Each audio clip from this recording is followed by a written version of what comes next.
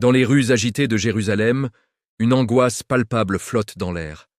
Les citoyens, le cœur lourd, errent sans but, cherchant désespérément un sens à leurs épreuves, une réponse à leurs souffrances.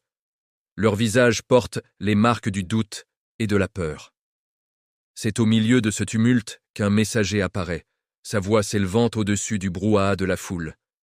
Il proclame des paroles que beaucoup ont déjà entendues, mais qui résonnent aujourd'hui avec une puissance nouvelle, une urgence inédite. Éveillez-vous et soyez attentifs aux signes des temps. Peu à peu, les conversations s'éteignent.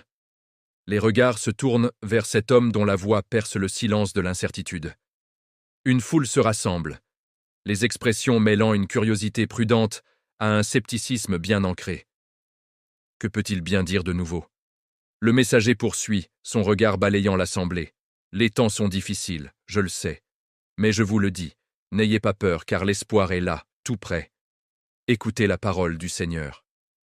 À ces mots, une douce chaleur semble envahir le cœur de certains, une étincelle d'une possibilité oubliée.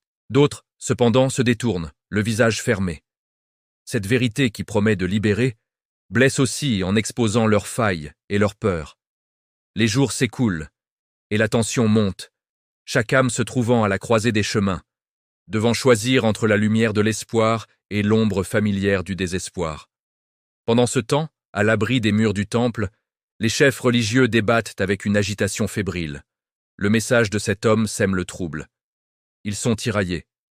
Doivent-ils préserver leur autorité, leur pouvoir, ou oser accepter une vérité qui remet tout en question? Leur monde bien ordonné vacille. Dans la foule, un jeune homme nommé Élie écoute, chaque mot du messager trouvant un écho profond en lui. Il ne ressent pas de la peur, mais une urgence, un appel irrépressible au changement. Son regard croise celui d'une vieille femme dont les yeux racontent une vie de perte, mais aussi une attente, l'espoir tenace d'une renaissance. Elle se penche vers lui et lui parle doucement des promesses anciennes, de ce Dieu qui, dit-on, n'abandonne jamais son peuple, même dans les nuits les plus noires. Chaque parole de la vieille femme est comme une graine plantée dans le cœur d'Élie. Sa foi, jusque-là endormie, s'éveille.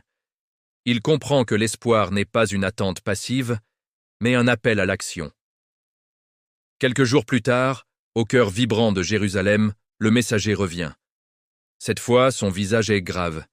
Il apporte des nouvelles de contrées lointaines, des récits de tragédies, mais aussi de réveils spirituels, inattendus.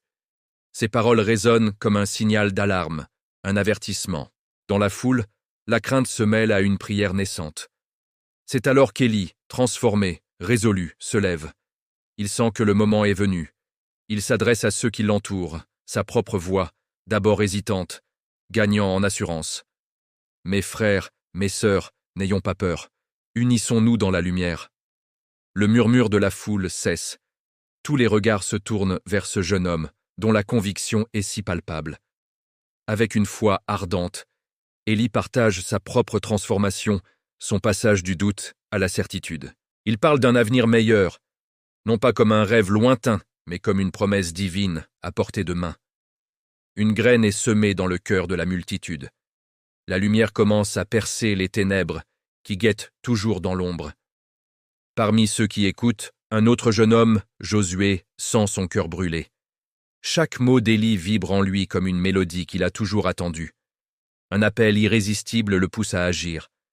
Tandis qu'Élie continue de parler, sa voix résonnant comme le tonnerre dans le silence, appelant à la justice et à la rédemption, la foule commence à s'agiter. Ce ne sont plus des murmures de doute, mais des chuchotements d'approbation.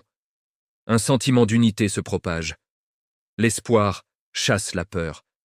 La foi se renouvelle. Mais dans l'ombre, dissimulé, un groupe de chefs religieux observe la scène. L'influence grandissante d'Élie les inquiète profondément. Ce message simple et puissant menace leur autorité. Ils décident qu'il faut l'arrêter et commencent à élaborer un plan pour éteindre cette flamme nouvelle avant qu'elle ne devienne un incendie. Pendant ce temps, Josué, touché au plus profond de son âme, cherche un endroit pour exprimer la foi qui déborde de lui. Il monte sur quelques marches et élève la voix à son tour, non pas pour répéter les mots d'Élie, mais pour ajouter sa propre conviction. « La foi peut déplacer des montagnes », s'écrie-t-il. Rien n'est impossible à celui qui croit en la promesse de Dieu.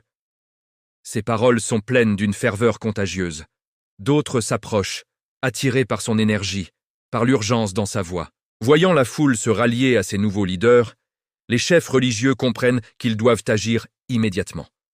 Ils sortent de l'ombre et s'avancent pour confronter Élie et Josué. D'un ton autoritaire, ils leur ordonnent de cesser, d'arrêter de propager ces idées nouvelles et de revenir à l'enseignement de l'ancienne doctrine, à la tradition. Un silence tendu s'installe. Élie répond avec un calme désarmant. La vérité ne peut être réduite au silence. Dieu est en train d'accomplir quelque chose de nouveau au milieu de son peuple, et nous en sommes les témoins. La foule réagit instantanément. Certains crient leur soutien à Élie, prêts à le défendre. D'autres hésitent, tiraillés entre le confort des traditions et l'appel de cette lumière nouvelle et exigeante. Percevant cette division, Josué lève les yeux au ciel, implorant la sagesse. Loin de l'affaiblir, cette épreuve fortifie sa foi. Avec une détermination renouvelée, il se tourne vers les chefs et les met au défi. Prouvez-nous que vos croyances sont plus vraies que l'espérance qui nous anime. Puis, il se met à citer les Écritures anciennes, celles-là même que les chefs prétendent défendre, rappelant les prophéties sur la rédemption, sur la promesse que la lumière triomphera toujours des ténèbres. Un frisson parcourt la foule. La vérité des paroles de Josué est comme une évidence. Revigorée, unie, l'assemblée laisse éclater un grand cri de foi, un cri qui défie l'oppression et la peur. Les chefs, réalisant soudain qu'ils ont perdu tout contrôle, que leur autorité s'est effondrée face à la puissance de la conviction populaire, reculent. Leurs visages sont un mélange de colère et de désespoir. Ils se dispersent, leurs ombres s'allongeant derrière eux comme un symbole de leur défaite. Élie et Josué, victorieux, contemplent le ciel étoilé, le cœur rempli de gratitude pour la guidance divine. Autour d'eux, la foule n'est plus un rassemblement d'inconnus. Spontanément, des gens commencent à partager leurs propres histoires, leurs témoignages de foi et de rédemption. Une communauté vibrante et unie est en train de naître. La lumière de la foi brille désormais intensément dans la ville, dissipant les doutes et les chagrins. Une ère nouvelle s'annonce. L'écho des paroles d'Élie résonne encore. Même au cœur des ténèbres les plus profondes, la lumière de Dieu finit toujours par triompher. Cette nouvelle communauté se fortifie de jour en jour, unie dans une foi vivante, prête à affronter les défis à venir. Le message d'espoir se répand comme une traînée de poudre, de bouche à oreille, de cœur à cœur, traversant les générations, promesse vivante de la fidélité de Dieu. Élie se lève à nouveau, sa voix puissante appelant à l'unité. Tous les regards sont tournés vers lui, pleins d'aspiration, cherchant à être guidés. Josué le rejoint, et ensemble, ils proclament l'importance de la foi, un rappel que chaque action, chaque parole, chaque prière compte dans le grand plan divin. Sur les visages, le doute a fait place à la conviction. Quelques larmes de joie coulent silencieusement sur des joues autrefois marquées par le chagrin. La confrontation est imminente. Les chefs religieux, humiliés mais pas vaincus, se sont à nouveau rassemblés. Ils murmurent entre eux, cherchant un moyen d'enrayer cette influence grandissante. Ils décident de tenter une dernière confrontation publique, persuadés qu'un mot d'espoir est une chose fragile, facile à briser. Mais quand ils arrivent, Élie les attend, le regard fixe, une lueur de courage indomptable dans les yeux. Le murmure de la foule s'intensifie. Sentant la tension, Josué élève la voix, exhortant la communauté à rester ferme dans la vérité qu'elle a expérimentée. Ses paroles résonnent comme le tonnerre, insufflant du courage à tous ceux qui hésitaient encore. Les voix s'élèvent en un cri unifié, puissant, inébranlable. Les chefs religieux comprennent. Toute résistance est vaine. La force d'un peuple éclairé par l'espoir est une chose qu'ils ne peuvent intimider. Au point culminant de cette journée, Élie, le regard déterminé, déclare d'une voix qui porte loin « La lumière de la foi ne s'éteindra jamais ».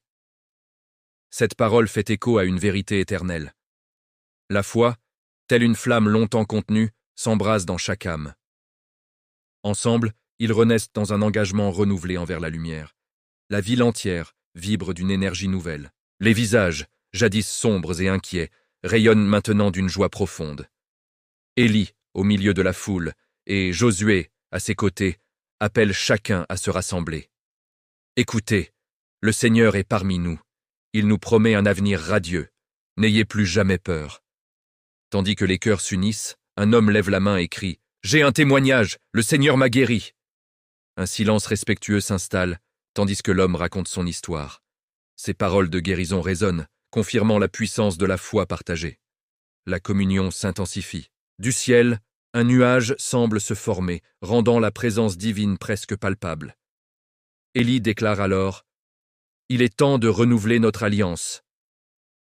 La foule répond par un cri d'assentiment unanime. Des vœux de fidélité et d'obéissance sont prononcés. La lumière de l'espoir brille désormais intensément, illuminant chaque cœur. Ce n'est pas la fin d'une histoire, mais le début d'une nouvelle aventure, celle d'un peuple marchant ensemble vers la lumière. Merci d'avoir regardé. Si ce message a trouvé un écho en vous, n'hésitez pas à aimer la vidéo et à vous abonner pour plus de contenus inspirants. Que la paix et l'espoir illuminent votre chemin.